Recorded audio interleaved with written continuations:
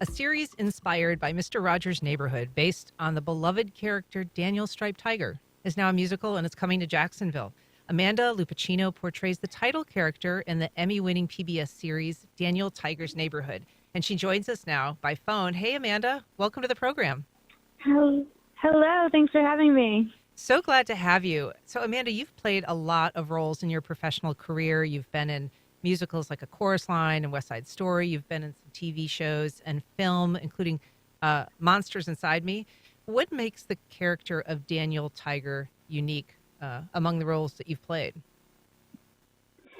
Daniel Tiger is special for me, I think, because I grew up on Mr. Rogers' Neighborhood. So it's something that I can pull from childhood, and it's for the newer generation. And none of the roles I've played before, I really grew up on. So I think that's what makes it special for me. So I also grew up on Mr. Rogers' Neighborhood, and Daniel Tiger, Striped Tiger, was, a central character, really kind of a beloved character. One of the puppets that, really embodied more than any of them, I think, the character of Mr. Rogers himself. And so how does that translate into the role, and how do you kind of evoke that in your performance?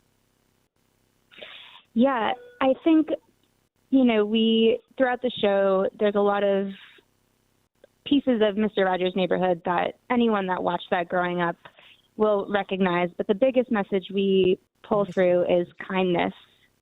And I think that a lot of the messages that Mr. Rogers had throughout his show, we bring forth in ours through different scenarios, and we get the kids to help us out with those scenarios, and they learn some of the things that Mr. Rogers, taught us as kids. So you wear a tiger costume in this, of course, including a pretty big headpiece that covers your face. I've just got to ask, how do you perform in that? It's got to be hot. How did you adapt to the physical demands of the role? Yeah, it was a really rigorous learning process. I've been doing this role for 5 years now, since 2018, so I've had a lot of experience at this point, but learning to perform for an hour and a half in a 20 to 30 pound costume was not an easy feat, and I am very, very, very sweaty, as I'm sure you can imagine by the end. I actually had to increase my calorie intake when I started because I was just dropping weight and I couldn't keep up with the physical demands. So my goodness. It's been a learning process. Yeah, I've had to learn how to take care of my body in a way that allows me to do the show and keep up with it. And I'm in the best shape of my life. It's the most physically demanding thing I've ever done and that I will ever do, I'm sure. But yeah, it's pretty wild. And that's intense to say. I mean, for somebody who is in A Chorus Line, which has got to be pretty physically demanding as well.